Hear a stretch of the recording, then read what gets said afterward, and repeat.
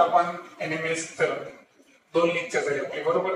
त्यामध्ये आपण पहिला जो पार्ट होता आपला त्याच्यावर आधारित काही प्रॉब्लेम्स पाहिले. आता आपण तिसऱ्या लेक्चर मध्ये समांतर रेषा व छेदिका म्हणजे पॅरलल लाईन आणि ट्रान्सव्हर्सल या संदर्भातले प्रॉब्लेम समजून घेऊ. पहा, दोन समांतर रेषांना एका छेदिकेने छेदले असता होणाऱ्या अंतरकोनाच्या जोडीतील कोनाचे माप 2x अंश आणि 3x अंश असेल तर त्या कोनाची मापे कोणती. तर सगळे आपण गुणधर्म पाहिले की जे करस्पॉन्डिंग अँगल आहे म्हणजे संगत कोन हे एकरूप असतात. अल्टरनेट अँगल जे आहे मग ते इंटेरियर असतील किंवा एक्सटेरियर म्हणजे व्युत्क्रम कोन हे की नाही. आंतरव्युत्क्रम कोन आणि बाह्य व्युत्क्रम कोन हे सुद्धा एकरूप असतात. विरुद्ध कोन सुद्धा एकरूप असतात. रेषीय जोडीतील कोन यांची बेरीज किती असते 180 अंश आणि जे अंतरकोन आहे त्यांची बेरीज किती असते 180 अंश. कारण अंतरकोन एकमेकांचे काय असतात पूरक. इंग्रजीमध्ये आपण काय वाचलं होतं की इंटेरियर अँगलचा सप्लिमेंटरी म्हणजे त्यांची ऍडिशन किती असते 180 डिग्री. मग मला सांगा एक कोन 2x आणि दुसरा 3x आहे तर दोघांची जर बेरीज केली ती बेरीज किती यायला पाहिजे 180 degree. So 2x plus 3x यांची बेरीज किती घेणार आपण 180. सो सांगा काय होईल दोघांची बेरीज केली तर 5x बरोबर 180 आणि x बरोबर 180 ला आपण कशाने डिवाइड करणार 5 ने डिवाइड करणार. सो 5 3 जा 15 5 6 जा 30. आन्सर x ची व्हॅल्यू किती आली 36. आता 36 ही x ची व्हॅल्यू आली पण आपले अँगल कोणते कोणते आहे 2x आणि 3x. सो आपला जो पहिला अँगल आहे 2x याचं मेजरमेंट करायचं असेल तर 2 ला कितीने मल्टिप्लाय करावं लागेल आपल्याला 36 ना. तर अँगल किती डिग्री 72 डिग्री. आणि दुसरं जे आहे तो किती आहे 3x. मग 3 ला कितीने मल्टिप्लाय करावं लागेल 36 3 जा 108. आणि सो ऑप्शन नंबर किती असेल answer 1. That is the correct answer. Okay. जे आपलं सेकंड गणित आहे त्यामध्ये आपल्याला एक आकृती दाखवली आहे. आता या आकृतीवरून आपल्याला a आणि b चे माप काढायचे आहे आणि गणित मी थोडंसं शॉर्ट लिहिलं. यामध्ये या दोन समांतर रेषा आहेत आणि या त्यांच्या छेदिका त्या सुद्धा काय आहेत समांतर आहेत. ओके. आता एक लक्षात घ्या की इथं हा जो अँगल आहे बरोबर आहे का. तर या अँगलच्या माप हा याचा जो संगत कोन आहे तिथं संगत कोनाच्या याच्यात 4 जोड्या आहेत म्हणजे 4 जणांसोबत तो एकरूप आहे. कारण दोन समांतर रेषांना जेव्हा दोन समांतर छेदिका छेदतात ना तेव्हा संगत कोन जे आहे ते 4 संगत कोन सलग एकरूप असतात. म्हणजे जसं पहा आता हा अँगल हा आणि हा हे सर्व सारख्या मापाचे. लक्षात आलं. म्हणजे हा किती मापाचा होता 37x वजा 7. तर इथला आणि हा हे दोन पण एकरूप आहे आणि हे दोन आणि हे दोन म्हणजे हे चारही कसे आहेत सारख्या मापाचे बरोबर.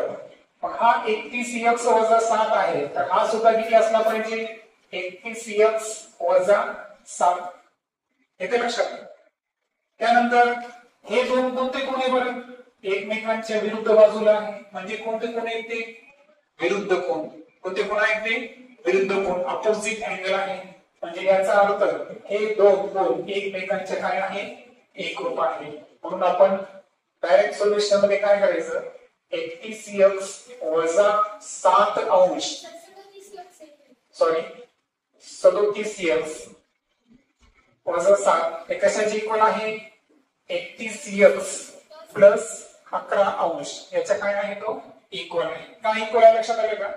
कारण जसं मी इथं व्हाईट रंगात दाखवलं हे सगळे अँगल काय आहे कॉन्ग्रुएंट आहे एकरूप आहे. का कारण हे सर्व काय आहेत संगत कोन आहेत. लक्षात आलं. सो संगत कोण असल्यामुळे या चारींचं माप सारखं आहे आणि हे दोन एकमेकांच्या काय आहे अपोजिट म्हणजे कोणते कोण आहेत ते विरुद्ध कोण. त्यामुळे आपण शॉर्टकट मध्ये सहज सोडवू. पहा 37x वजा 7 बरोबर 31x अधिक 11 काय होईल बरं. हे धन 31 इकडे आल्यावर काय होतील मायनस 31 होतील plus 11 as it is minus 7 opposite side गेल्यावर प्लस 37 मधून 11 मायनस करा किती येतील 6x बरोबर 11 आणि 7 किती होईल 18. मग x बरोबर 18/6 किती येईल x ची व्हॅल्यू 3 आली. सो आता आपल्याकडे x ची व्हॅल्यू 3 आली. मग आता अगोदर काय करू आपण 37x वजा 7 ही किंमत काढून घेऊ. ही किंमत जेव्हा आपण काढू तर हे दोन एकमेकांचे कोण आहेत अंतरकोन आहेत इंटेरियर अँगल्स आहेत आणि त्यावरून त्यांचं ऍडिशन हे किती असणार 180. त्यावरून आपण b चं माप काढू शकतो. ओके. आणि b आणि a यांचं एक वैशिष्ट्य पहा जसं हा अँगल काय आहे बरं कॉम्प्लिमेंटरी अँगल. हा सुद्धा कॉम्प्लिमेंटरी हा सुद्धा कॉम्प्लिमेंटरी म्हणजे हे जे चार अँगल दिसतात हे चारही संगत कोण आहे चारींचं माप कसं आहे सारखं. म्हणजे ओव्हरऑल आपल्याला एक फायदा आहे की आपल्या ट्रिक नुसार ए आणि बी या दोन्ही कोणांचं माप कसं आहे सारखं आहे. म्हणजे जर आपण बी चं काढलं तेच माप कोणाचं असणार आहे ए चं असणार. आता बी चं काढण्यासाठी अगोदर आपण 37x वजा 7 याची किंमत काढू. पाहिजे काढतो मी अगोदर वाटल्यास. 37x वजा 7 अंश सांगा 37 मल्टिप्लाय बाय x ची किंमत किती आली 3 वजा 7 पदावलीनुसार अगोदर गुणाकार करणार 111 मधून 7 वजा करणार किती राहील 104. आता हे जे हा अँगल 104 आला तर आपण b चं माप काढू शकतो कारण आपल्याला माहित आहे की आता हा जो कोण होता 37x याची किंमत किती आली 37x वजा 7 104 म्हणजे 104 प्लस इथला अँगल कोणता आहे अँगल बी दोघांचं माप किती आहे 180. रिझन काय आहे कारण आंतरकोन एकमेकांचे काय आहे पूरक इंटेरियर अँगल्स आर सप्लिमेंटरी आणि सो यावरून अँगल बी चं माप करताना हे प्लस 104 अपोजिट साइडला गेल्यावर काय होतील मायनस मग आन्सर किती 76. आम्ही अगोदर सांगितलं की अँगल बी जेवढ्या मापाचा आहे तेवढाच ए सुद्धा मापाचा आहे दोघांचा आन्सर किती आहे 76. आणि सो आपलं जे आन्सर असेल ते आन्सर कोणता असेल ऑप्शन नंबर 2 हे आहे करेक्ट आन्सर. नेक्स्ट आहे आता या आकृतीमध्ये पाहिलं तर रेषा एल ही एम ला काय आहे पॅरलल समांतर आहे. एन ही त्याची काय आहे छेदिका ट्रान्सव्हर्सल. त्यानंतर किरण पी क्यू म्हणजे हा रे पी क्यू हा कोण ए पी टी चा कोण आहे कोण दुभाजक. जर इंग्रजीमध्ये आपण अँगल बायसेक्टर म्हणतो म्हणजे ज्याच्यामुळे कोणाची समान मापामध्ये काय होती विभागणी होते. तर तुम्हाला x ची किंमत काढायची आहे. आता मला सांगा की हा अँगल P जर आपण पूर्ण घेतला अँगल P तर अँगल P किती मापाचा येईल सांगा बरं. कारण अँगल P जो आहे इकडे x आणि इकडे x या दोन्हींचा मिळून तयार झाला आहे म्हणजे x plus x is equal to किती आहे 2x. त्यानंतर हा अँगल P आणि अँगल T आता ही दोन समांतर रेषा आहेत L आणि M.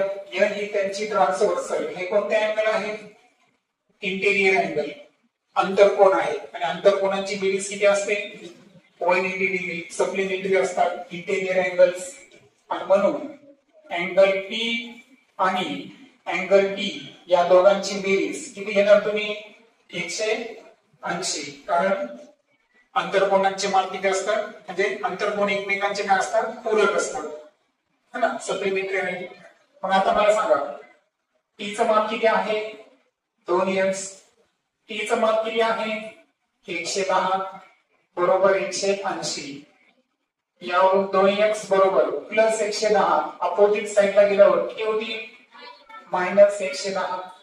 मग 2x बरोबर किती 70 आणि यावरून एक्स जर करायचं असेल तर 70 ला कितीने डिवाइड करावं लागेल 2 न. आन्सर किती 35. आता आपल्याला अँगल बी विचारला का एक्स विचारलं एक्स विचारला आहे तो किती आहे 35 degree. That's why option number 1 is the correct answer.